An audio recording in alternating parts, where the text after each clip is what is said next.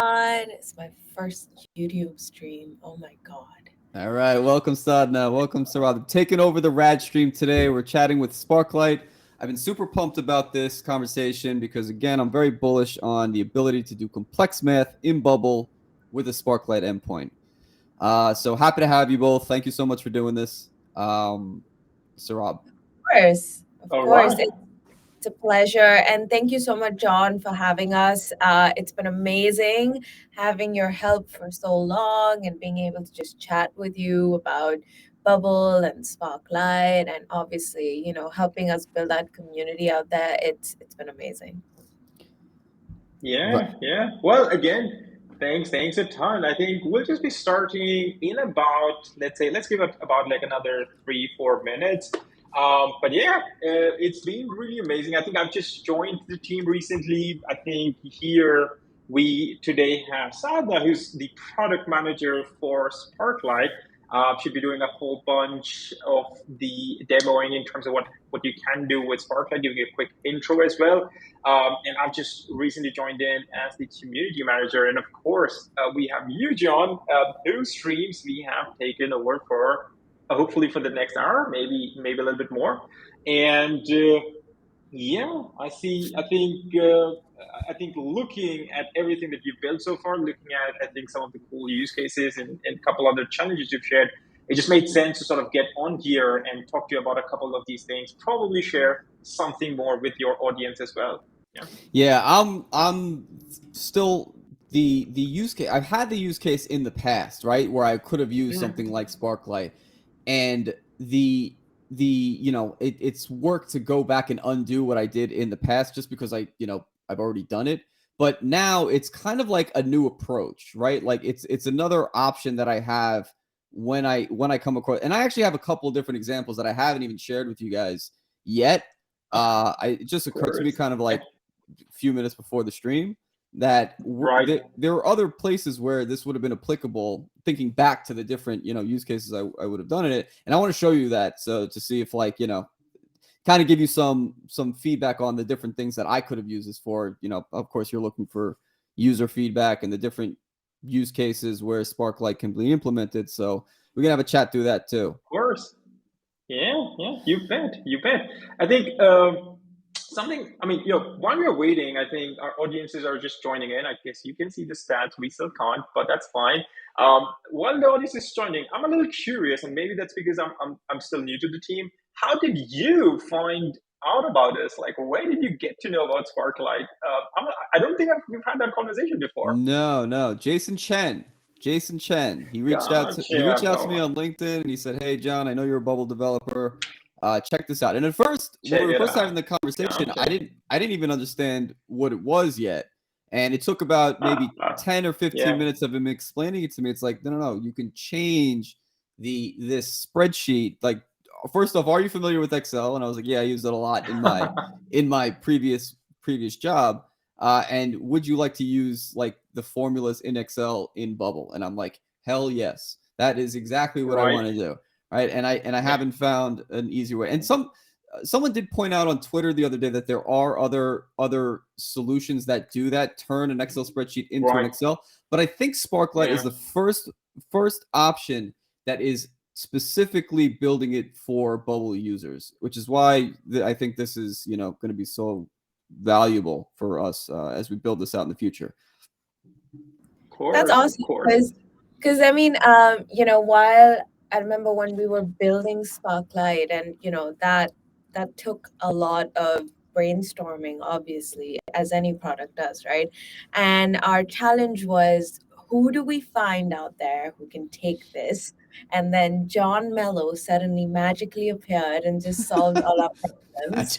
And it was amazing because I mean, I remember the day Jason told us about you and your YouTube stream about Sparklight, and it was the first thing we all saw in the morning at work, and we were like, "Wow, oh my God, it finally happened!" That was like our break into the market. It was amazing. So, yeah, that's awesome. That's awesome to hear. Right? Yeah, I think Yeah, I think now's the best time. Let's dive right in. It's a little. It's just about 5 minutes in the stream, so I figured we can get started. So for people who've just joined in or have been on the stream patiently listening to us babble, so today we'll be chatting a lot more about how you can power your more complex creative applications on, let's say, your bubble platform using Sparklite, right? And also, while a quick intro was shared earlier, this is just a reiteration. We have Sadhna, who's the product manager from Sparklite, joining in with us today. There she is, waving. I am the community manager at Sparklite, who's just recently joined in. And of course, we have John Melo. You know him. It's his channels, who essentially take care of all things bubble for us. Right. Okay. And with that in mind, let's see, we dive into the agenda for today. So, what we'll do is we'll just quickly, of course, go through and give you a quick intro on Sparklite. Most of you don't really as much care because you must have seen this already.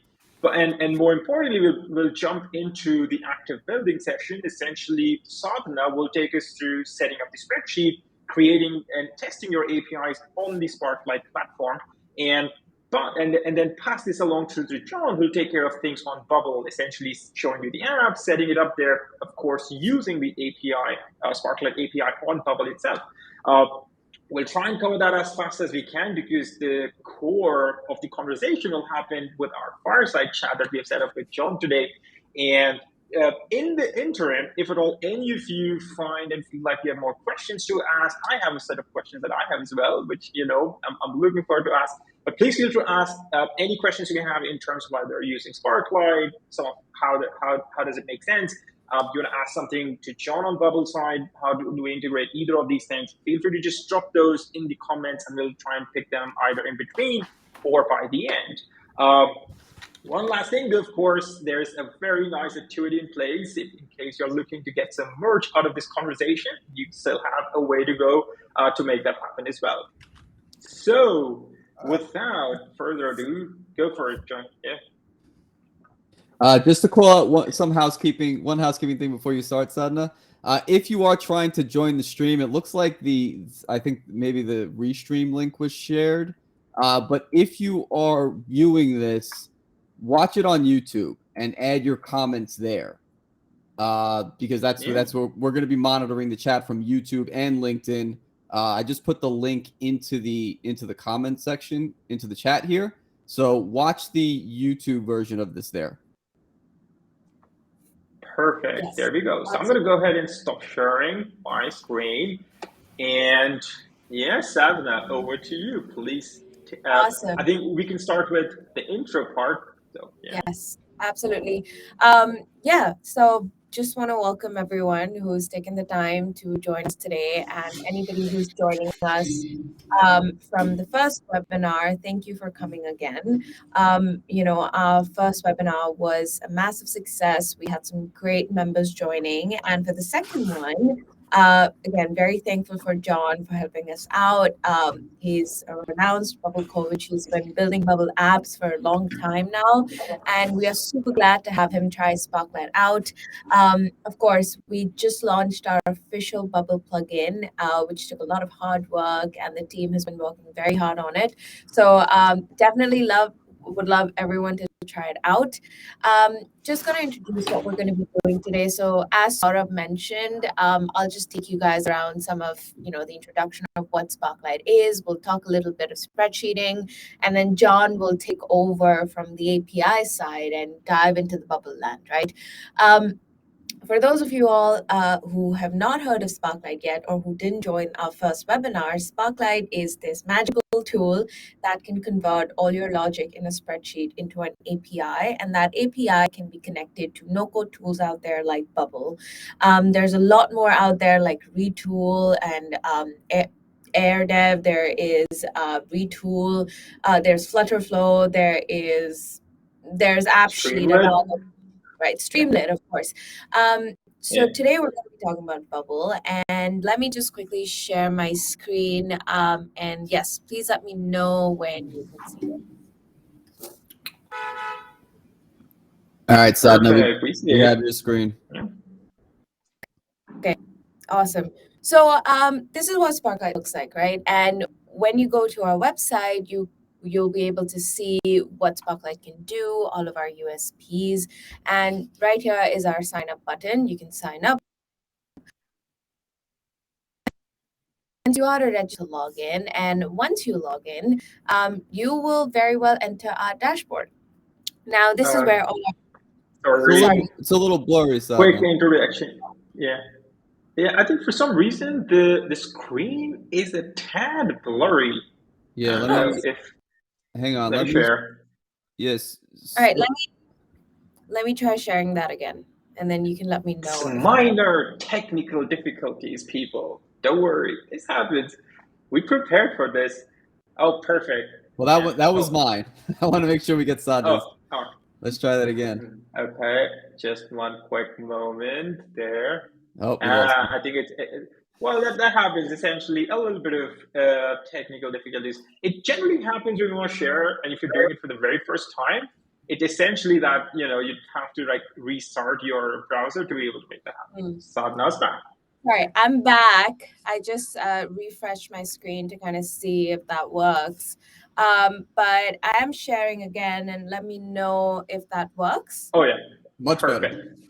Awesome. Okay, perfect. So yeah, I was just saying that once you do end up signing into Sparklite, you will end up on our professional dashboard. And just by the way, if you do sign up, you will be put on our professional plan for 14 days for free. You don't have to give us your credit card. Yeah, just go ahead and sign up, create a spreadsheet, and upload it. So we're going to go ahead and try and create a new API.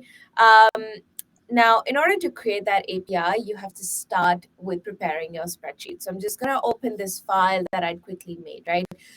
It's a simple spreadsheet, but what we really care about is the calculation that it's running. Now, if you see here, I've got a few sales amount. Now, in an ideal case, you probably have a sales tool that's calculating all your data, and then you download it as a spreadsheet. Okay, assume that. And what I'm doing here is I'm using the very versatile quartile function on a spreadsheet. This is available on Excel as well as Google Sheets, and what it does is it breaks apart your data into specific groups, and then it calculates the percentage. So for example, what I've done here is I've taken this entire data and I'm calculating the first 25%, so quartile 1, and the first 75%, which is quartile 3 for it. Now, it's a simple logic. Of course, it can be as complex as you'd like. For the sake of this demo, we've chosen to kind of just simplify it a little bit. Now, yes, I have my spreadsheet, but we have to make Sparklite understand what this spreadsheet is. And for that to be able to happen, we use a term called mapping. So you basically select your inputs, you name them as your inputs for Sparklite to understand, and then similarly, you pick your outputs and name them as outputs. And the way to do that is basically you use name ranges on a spreadsheet. So we're going to go ahead and try and name it. The way to do that is you select the cell, go to the formulas tab, name manager, and then we create a new name. So we're just simply naming the cell. And for Sparklite to understand that this is an input, we have to use a particular syntax. That syntax is simply x input underscore. Now, that prefix is necessary for Sparklite to understand, yes, this cell is an input cell. And then beyond this, you can call it anything. So for the sake of this demo, I'm just going to call it 1 and press OK. So my input is set. And to confirm, you can look on the top left corner here. It's called an input. There's another way to do it, and it's much simpler. Just select your cell, go to the corner, and just type x input underscore name. I'm just going to call it 2. So that's it.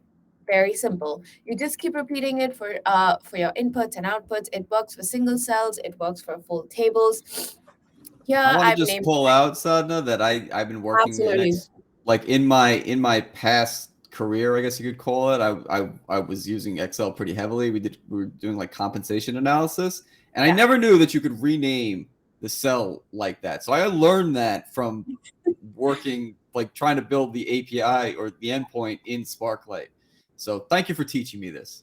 Now, of course, I mean, in most cases, working on a spreadsheet is an art. I mean, for people who really work on spreadsheets, they don't use mouse. They don't it's in their nerves. It's mentally blocked that you click on these keys and you get that. So there's a lot of simple things, simple hacks on Excel that you can learn, and we're always here to help. So if you do get stuck, just contact us and we'll help you around. Yeah, so as I was saying, map your inputs. In this case, I've just mapped them as X input 1, 2, 3, 4, 5, and 6. Now, similarly for outputs, the prefix is X output underscore, right? So if you notice here, I've selected this cell and I've called it X output underscore quarter 1. It's as simple as that. Of course, you have to build your spreadsheet and save it. Just to repeat myself, what we did here is working on Sparklite begins with a spreadsheet. You can do this on Excel. You can also do it on Google Sheets if you use Google Sheets. Just make sure you do the mapping on Google Sheets and then download it as an Excel file. We are working on a Google Sheet integration as well, so do watch out for that in our updates. But either ways, whatever spreadsheet you're using, download it as a Excel file, .xlsx, and then you can upload it to Sparklite. By the way, if anybody has any questions so far, feel free to drop it on the chat and then we'll take it from there. Yeah, don't forget to save your spreadsheet. And then if we just go back to Sparklite, what you have to do is just click next, and we'll just go ahead and browse for our file, and we can go ahead and upload it. Now, what's happening in this is it's simply converting all the logic that we had built on our spreadsheet into code. Usually this process takes a few months for any developer to do, right? Any company, especially when there are very complex formulas involved, it takes over months. And John, I'm sure, you've worked with companies like this before, even Saurabh, it can get very, very hectic. So what Sparklite really does is that it eases that pain, and your code is ready in a few seconds. So yeah, this is what we get out of it. The API is ready, and yeah, you get a little summary of what it's converted, how many cells were converted, what kind of how many inputs and outputs we have, and that is it. So also a quick reminder, at the moment, our APIs are private if you're on the professional plan, and we require something called a bearer token to run the API. So if you're calling this API from your no-code tool, like John will show in just a bit on Bubble, you have to input that token on your API inside the no-code tool. And something that the product team is just testing out at the moment is to basically have these bearer tokens update every 2 hours for security purposes. We are trying different ways to make that longer and have a more secure, well managed and longer running key so that you don't have to change it. But at the moment, every 2 hours the key updates, so you have to manually go and change it. But all in all, it's very secure. It's a quick process, hassle-free, and yeah, that's all that I would like to talk about. The spreadsheet side. Now we're no longer going to talk about the spreadsheet. We move towards the API land. So John, if you'd like to take the screen back.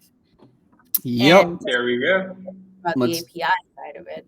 Let's do it. So basically what we're going to do now is take what Sadhna just created and implement that into our Bubble app. And the example that we're going to use today, I mentioned before that I had a use case in the past where I couldn't calculate quartiles in an efficient way with either natively in Bubble or with the various plugin options that there are to do math in Bubble. Right. So that's kind of the example that I'm going to show today. And again, like Sadhna said, throw your questions into the chat or things that you're experiencing. We'll be monitoring that, and we'll address them, before the stream is up if they're not quick answers.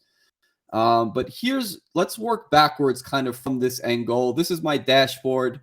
And say, for example, I have this chart on the bottom here of sales by day. Right? If I click this, I get a group focus that gives me the minimum, median, and maximum of this data set that's populating this chart here. Right? So this is just a quick snapshot of that. What I don't have access to are the quartile data, right? And that's why we're going to use that endpoint that Sadhna just created in order to calculate those two values that we're missing. Very basic use case, simple, but very challenging to do, again, just with the options that are in Bubble today without Sparklite. So you can see, let's get into the Bubble side of this just so you can see how this is set up, right? We've got a group focus here, and you have the expression here is taking the data that's populating this chart and then pulling in the minimum, right? And you can see here that these are the math operations that core Bubble offers: max, min, median, average, product, sum. But there's no Q1 or quartile or anything like that. It doesn't exist. All right, so these are the ones that we're going to fill in using that endpoint that Sadhna just created. All right, so first step, I'm going to go through the step-by-step here. And again, if you have questions, let me know, and I'll explain things that I might be glossing over. So the first thing that we're going to do is add a plugin. Now, while I'm here in the plugin library, right? So first off, if you're interested in the Sparklite, we're going to do a direct API integration today, but the Sparklite plugin is out there, and it makes this whole process a lot easier. Do check this out because you don't need to know as much about working with APIs if you're going to use the Sparklite plugin. But the interesting thing that I want to call out here is how many people are using the Math.js plugin. There's 20,388 installs on this Math.js local app, and it clearly says right here, this plugin is unmaintained and has significant bugs. Similarly, I'm even using this one, this Math.js plugin that it has over 8,000 installs. And if I have a problem with this, there's no real way for me to contact the plugin developer because I don't know who they are, right? So again, there's a clear need to do math in Bubble that people are willing to install an unmaintained plugin that may produce wrong information. And this is exactly what Sparklite is addressing. So to these 30,000 people that are doing this, again, myself included, I'm using the Math.js, this one, in one of my apps. For these 30,000 people that are doing this, 28,000, whatever, Sparklite is a more reliable option, in my opinion. All right, so with that, let's install the Bubble API connector. We have that. And again, we're going to do this manually today, just to show you the full breadth of what we're doing here with this endpoint. I'm going to just call this Sparklite.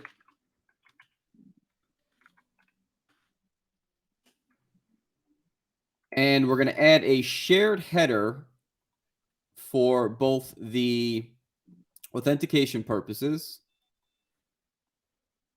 And we'll go, the way that we get that info is we're going to go back to Sparklite here. We're going to go to See API Details.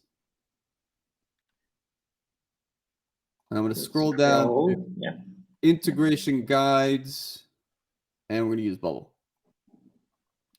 All right, again, the plugin option is there. We're going to integrate with Bubble manually. All right, I'm just going to copy these over, these headers. Content type, application. Go ahead. Just a quick heads up for just a quick heads up for folks. It's always helpful to just copy paste as opposed to type, no matter how fast you can type. It just helps if you copy paste this information so there are no typos, there's nothing missing, and just everything is seamlessly added here. So, yeah. Agreed. And Sadhna also mentioned before that the bearer token needs to be refreshed at the moment. Again, Sparklite's kind of working through that. But this is where you would access the bearer token if you need to refresh it. So I assume, Saurabh, this bearer token changes every 2 hours, right? The value that's in this input here. Okay, gotcha. Yeah. So a quick heads up there. So either it happens every 2 hours, or the moment you log out and you log back in, it actually changes then too. So basically, anytime you see an error showing up on your app, or just have it in your back of your head, if you're logging off, logging back in under 2 hours, just come back in, copy it, and temporarily just paste it until we have a better fix in place.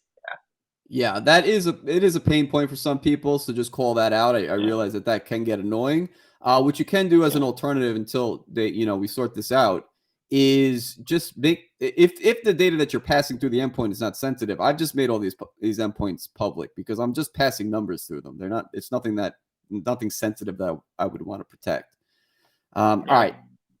So then what it does is Sparklite generates the payload or the JSON body that we're going to use to send these inputs. Again, Sadhana showed us those 6 inputs that were on the spreadsheet. Those have been translated into inputs or the parameters that we're going to use to pass into the endpoint. So I'm going to just very easily copy this, paste it into our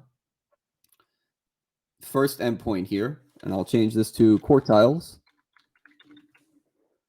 And I think, what did I forget to mention here? That it is a, what does it say? This is post method. Yeah, so you just go up, all the way up, and you should see a link. That's the endpoint, and that's the post method. Perfect. Gotcha. Yeah. Forgot that part. All right, so actually, first what I'll do is copy the endpoint itself and paste that into here. Nope, I actually copy the JSON body. Let's copy this again. And I'm going to change this to a post method, which should open up the body here.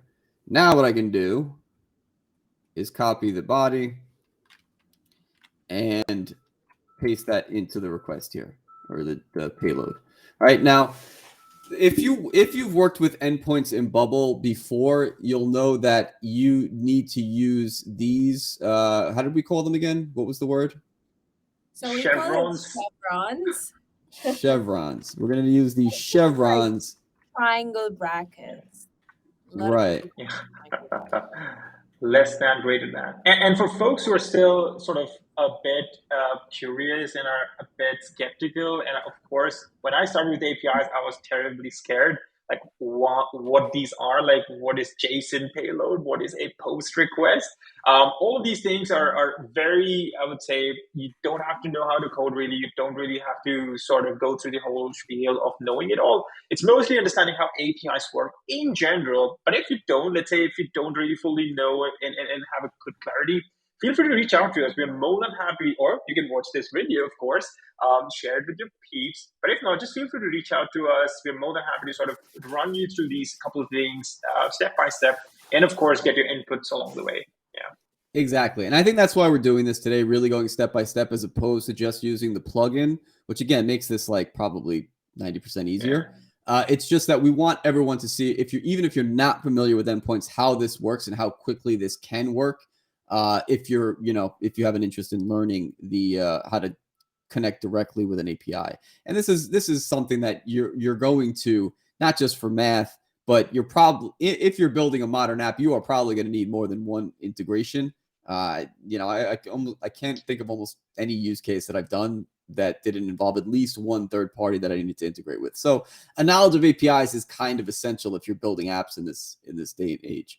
But yeah, this is exactly how to do it. I think it's also demystifies the process of setting up an API a little bit, right? Like it's not as bad as people think.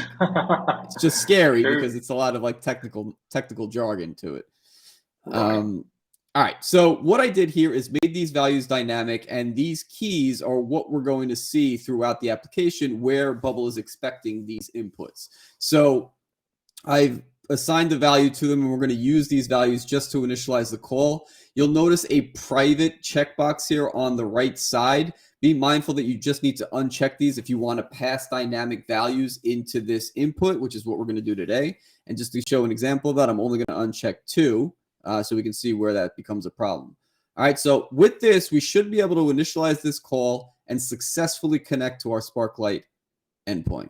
And boom, we got it. All right, so this is what a successful API call looks like in Bubble. This is when you've connected successfully. It's going to show you all of the columns that came back in that response, and then you have the option to kind of say how to handle this. Bubble makes assumptions based on the initial value, but you can also, if this is wrong, if this say came up as a text, we could change this to a number, and then Bubble will now treat that field as a number. All right, so you can see we even got the Q1 and Q3, quartile 1 and quartile 3 of that data set that I put in here. All right. So now what we're going to do is switch over into the workflow tab to see what we're connected, but we haven't actually set this up to actually display it to the user on the front end. So let's take that next step now. We're going to go tab over to workflow. And the events that yeah, go ahead, sorry. Question. I think, do we have to change, I think, the data with actions, or does that come a little later? You are sharp, my friend. Yes, exactly. I forgot to do that. So that wouldn't have showed up. And let me actually show an example of why that's important. So Rob makes a very good observation here.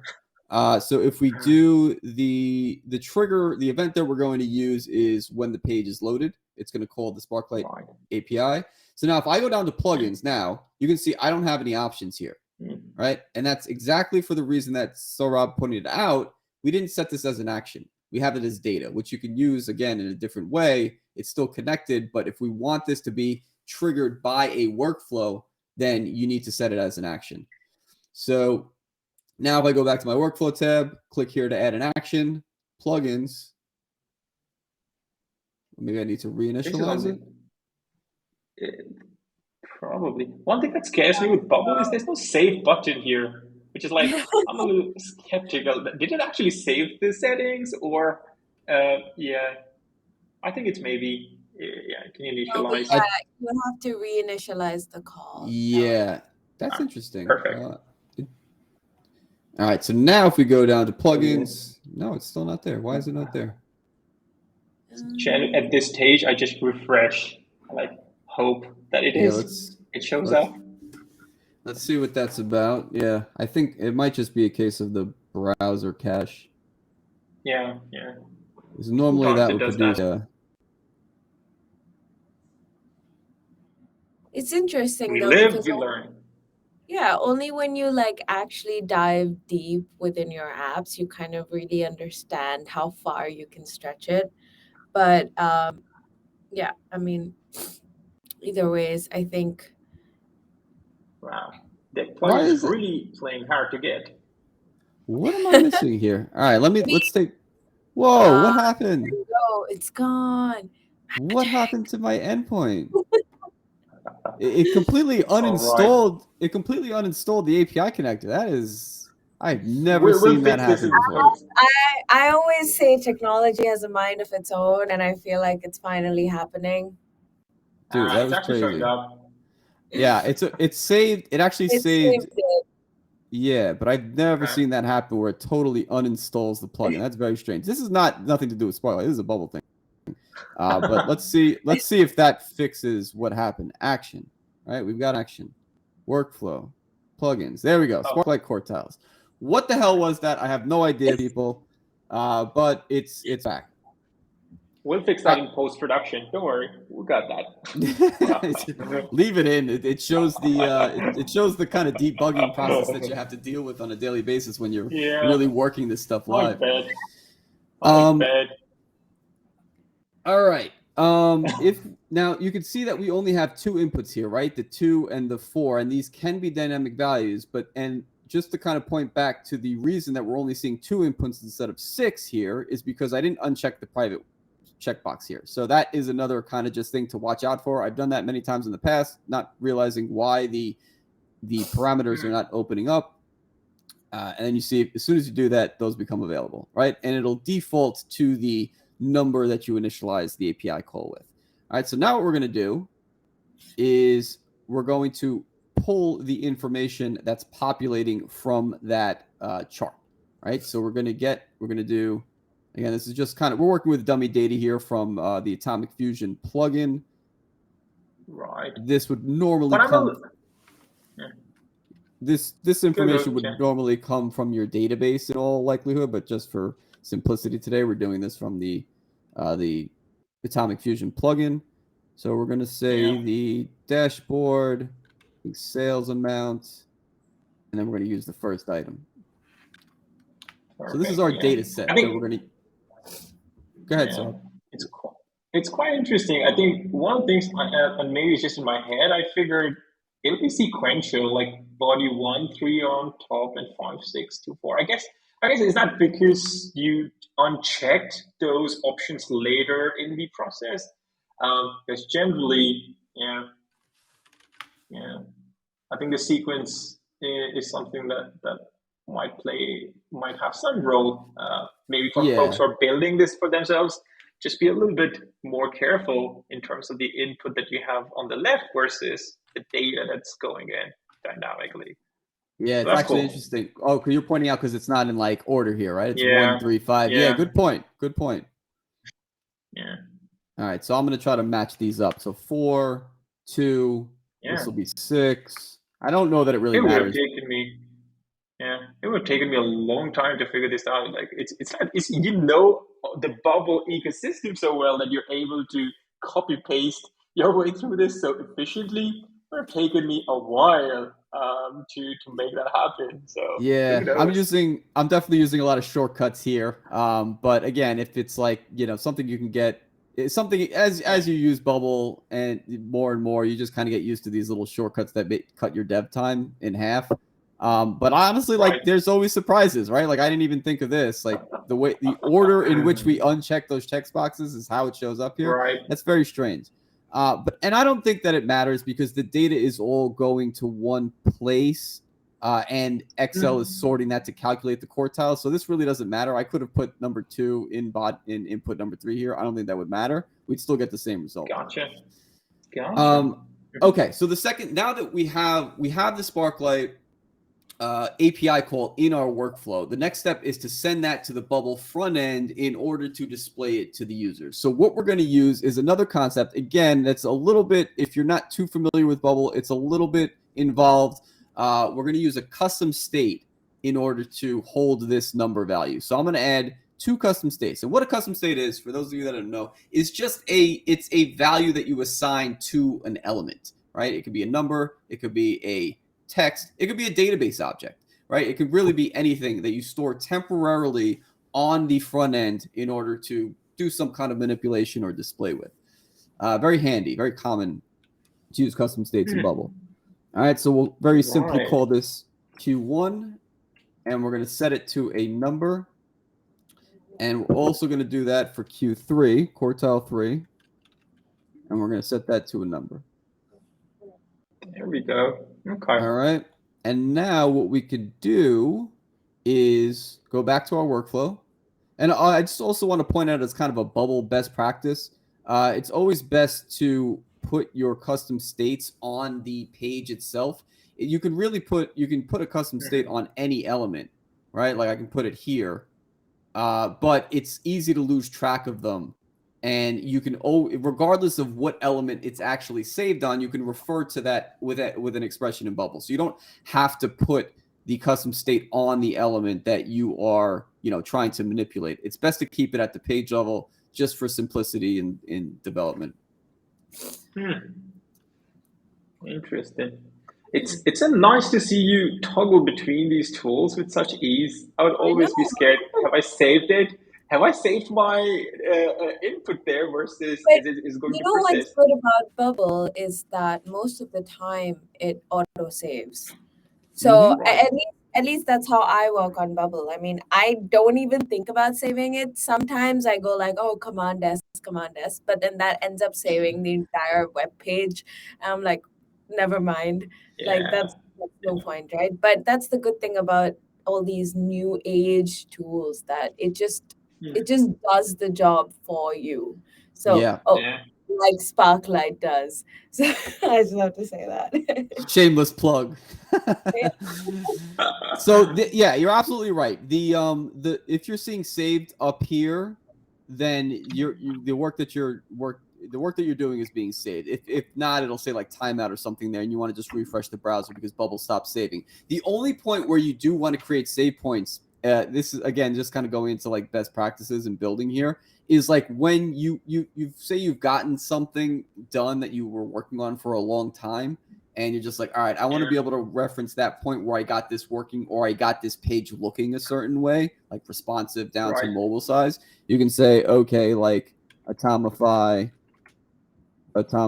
page done, something like that, and then you save that, and now you have a record that you can go back to if you ever need to in your history, right? Revert to this time. Interesting. And truthfully, you can go back at to any point in the development history down to the minute, depending on what plan you're on, or down to the second rather. But again, it's hard to know like why that save point was important if you don't have this.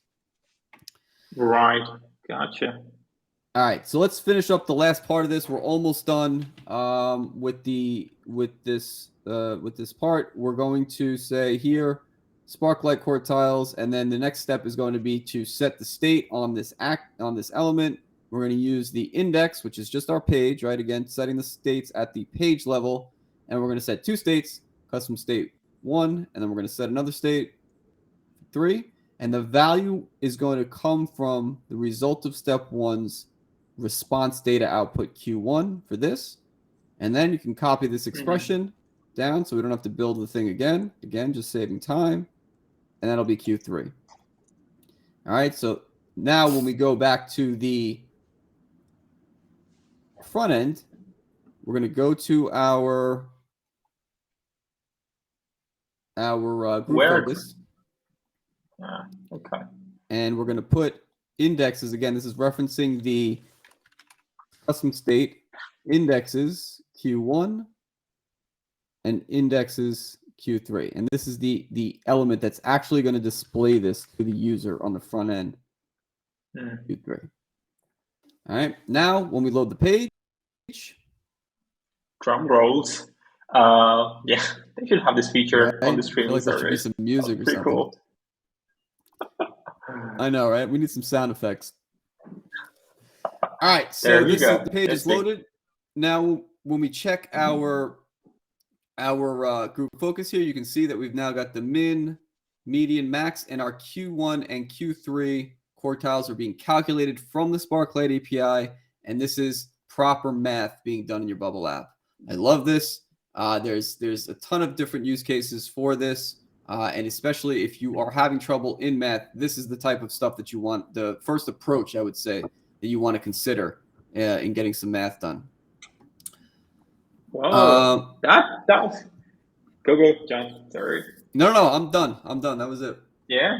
Well, thanks. Well, this is exactly what I think we were all waiting for and hoping to see, right? I think being able to do, though it may seem, I think for the most part, I think in the audiences, people, you might be wondering, okay, but it's just quartiles. Isn't that simple? I think the question then becomes really for people who are trying to have this solved within their applications. Bubble happens to be in front of us today, but wherever you are and wanting to be able to get your spreadsheet logic back inside your application that you're building, if you have a way to convert that formulas and functions into your API without you actually having to code, Sparklite is your tool, right? Like that's as simple as that. So thanks a ton for sharing the entire build experience, and also thanks to Sadhna for giving such an amazing demo. It looks, I mean, she's experiencing a little bit of, I think, a bit of chills and a little bit of allergy today, but she's been able to manage it and give us such an amazing demo there. So thank you so much. Having said that, having gone through the entire build process, I'm sure a lot of you folks have questions, but since we are moderating, we get to go first. Now, I'm just joking. Feel free to share any questions. We'll put your questions up as well, and you'll get to ask them too. I have a question for John already. I have a couple questions for John. And this is something we are all curious, I think, internally. I'm sure externally people are very curious as well. So John, tell me, I mean, what didn't work the way you wanted, right, in Sparklite potentially when using in Bubble, perhaps outside of Bubble? What didn't work the way you wanted it to work?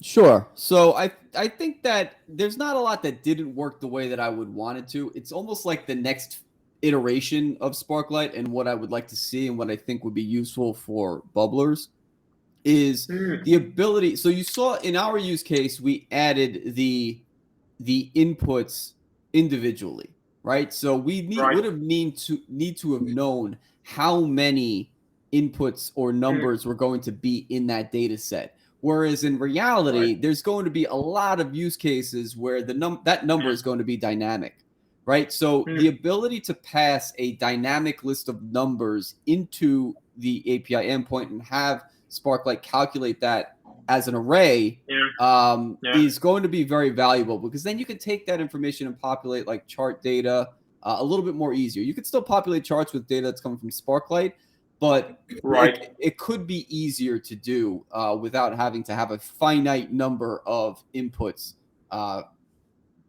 in Gotcha. Excel. Does that make sense? Yeah, Of yeah, course. absolutely. I completely agree with you, John. Like you said, modern day apps can get quite complex, and that's the problem we want to solve, right? So appreciate that feedback. And I have to say, even in the last webinar, when I was trying to build that pie chart for the EMI calculator, I found it a little bit tough because I was like, well, it's not something that Bubble natively allows for. So you have to try different plugins, and you have to try this, and you kind of have to do like a mixture of a lot of things to get what you actually wanted. But in the end, I was able to figure out. So, like, just from a product perspective, right? I'm thinking maybe we just go out there and build on top of the Bubble plugin that we already have. Maybe we can put the link of the plugin on the chat, right? But the idea is that we want to obviously keep improving for the people, and this is a great example of what we will be Yeah. working on. So yeah, definitely agree with you on that. There is a demo for the Sparklite plugin. I just dropped a YouTube link in the chat. Yes. Do check out the plugin. Again, it does make this process easier.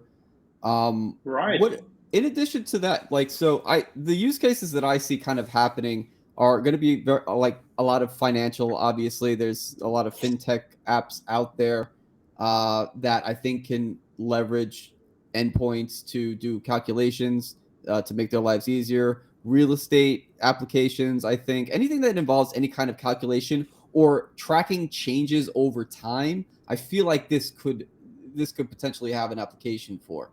I got to stop saying Right. application because we use have a use case for, I guess, is the better way to say it.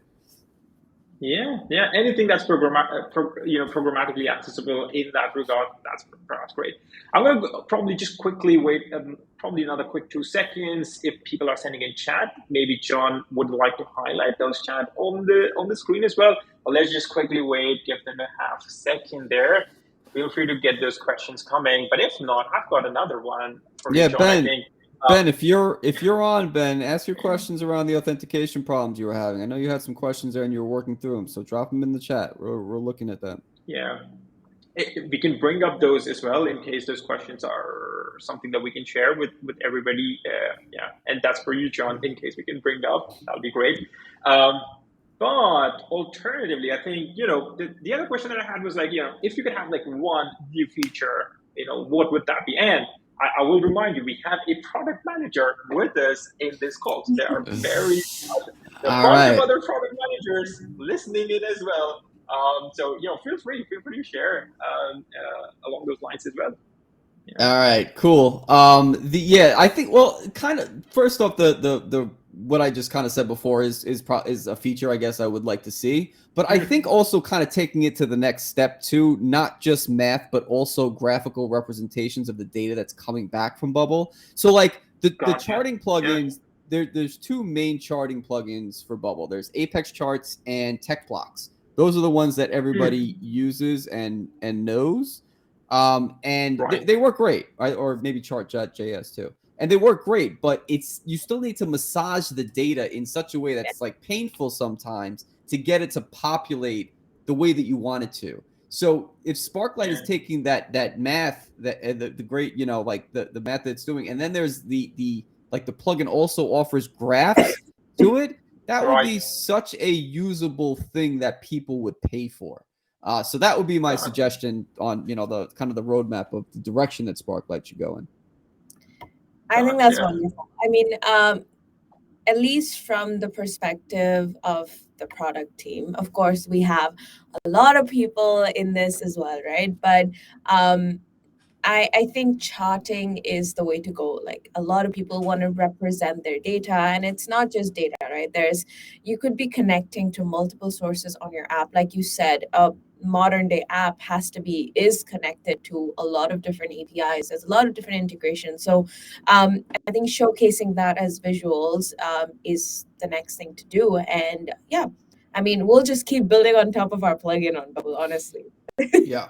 And again, again, for anyone that's experiencing issues today, just remember this is very new, right? Like these Bubble just announced the plugin with Sparklite. It's not it's still being tested on the best features to build out what's going to be the most useful for bubblers. And there's honestly, it's not just bubblers. There's more people who are interested in something like this.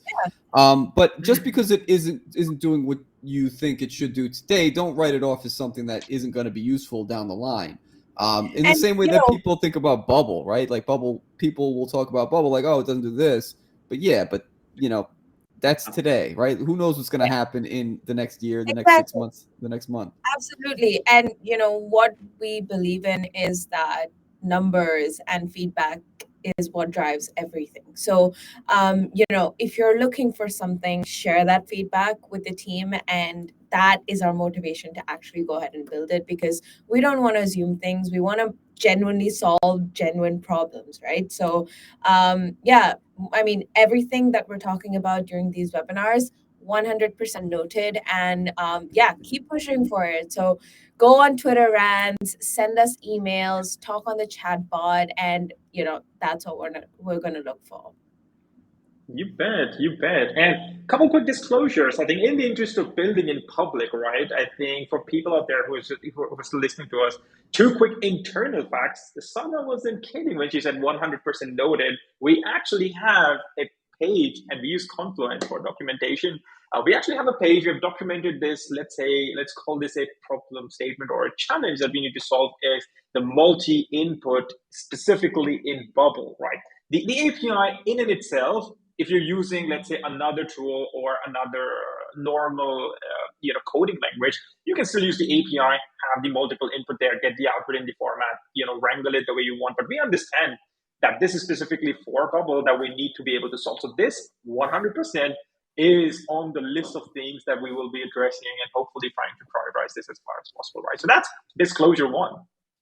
The second thing is we ourselves experienced this before John and Sadna. They were working very closely on building the app, and this is more of an anecdotal story. We experienced the same issue ourselves. I think John had a pretty big idea in terms of how we could make this all happen with dynamic range input. And while we were working our way through it, we realized, that's not going to happen anytime soon, at least not right now. And so we defaulted back to manually entering that data points, right? So we experienced these issues ourselves. So it's not an imaginary issue anymore, right? And that's essentially what would, I think, motivate us as well to try and get those things fixed ASAP. So we hear you people, for sure. Agreed. Yeah, Ben. Yeah. Ben, thanks. Yeah, I think we've kind of spoken to the points that Ben was experiencing. They're known, they're working on it. I appreciate the feedback. It does definitely. We've had the same experience as well. Right. So it definitely it's actually helpful to see that everyone is asking for the same thing, because it kind of gives you a direction to go in, right? Like that's probably the hardest thing when developing anything. It's like, well, what features do I focus on first, right? And this type of feedback gives you the direction.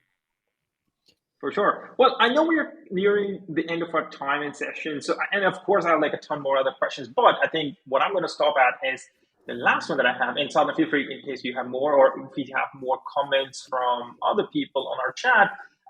What's the pulse behind you? What does it signify, John? Is it a calling statement, or is that a theme, a logo of sorts? Are you a superhero? That I only anticipate that maybe you're saving, something when you're not working. So what's that pulse represent there behind you? Oh, the I wasn't sure what you were talking about.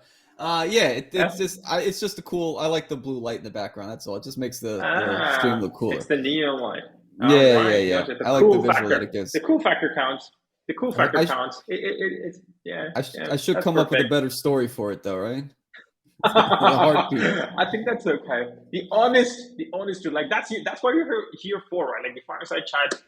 The idea behind this is, of course, not everything is rainbows and sunshine. We also have a bunch of different challenges. We definitely want to address them. Be transparent about it, not shy away from some of the challenges we know we have in the platform.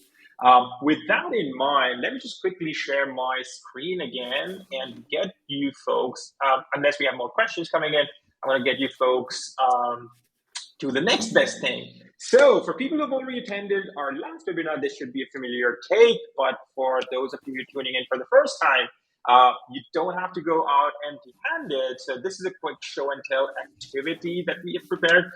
Now that you know what Sparklite can do, and if you're a big fan of Bubble or let's say some other platform, feel free to try it out. Build something that it doesn't matter who uses it. It doesn't matter if it makes sense. Build something. I mean, that's the whole idea. Experiment with new use cases. And feel free to share it with us, or in case you're not on any of the socials but still want to be able to share, send us an email. I am sure everybody has email. Send us an email at hello@sparklite.io, and we'll make sure to send some swags your way. Get some merch out of this. And I think for most who don't really care, you do get an all-access pass to our teams as well. Like, we are an early-stage team. As you can imagine, Someone's joining in from Hong Kong, and it's past midnight, and she is in the office. That's how dedicated our folks are. Right. And we're always here to help out and essentially try and understand, okay, how else can we make things better and improve and, of course, build new features. So this is a small show and tell activity for those out there. Build something, share it with us, get some merch. Yeah. Very cool. Okay. All right. Any last thoughts here? I think the chat is slowed down. I don't have any questions coming in. Nothing else from my end, I don't think. Any last minute things? I'm guessing this goes to say how good a demo Sadhna and John, the both of you have given, right? I think we clarified. We basically, made sure people sort of get it right from the get-go. So that's, kudos to you folks to making that happen. And people listening in, it's not just questions, and probably I should add a slide for it. If you have more compliments, send it our way. Like, that's what will, wake Sadhna up tomorrow, I suppose, wake us up tomorrow, and make sure we work even harder to get those brownie points from you. So, yeah. Absolutely. And once again, John, thank you so much for having us. We hope we can keep doing this. And we hope you can keep building incredible apps and tools and platforms on Bubble. Yep, will do. Looking forward to seeing what your team comes up with and the next iterations of Sparklite. Again, thank you for jumping on. Check us out tomorrow. I'm going to be taking a look at the WellGot plugin for doing multilingual translations in Bubble. Tomorrow at 1 p.m. Eastern time. All right. Thanks, everybody, for joining. Yeah. Cool. Thank you all. Absolutely. All right. See you tomorrow, everybody. Everyone. Bye-bye. Bye.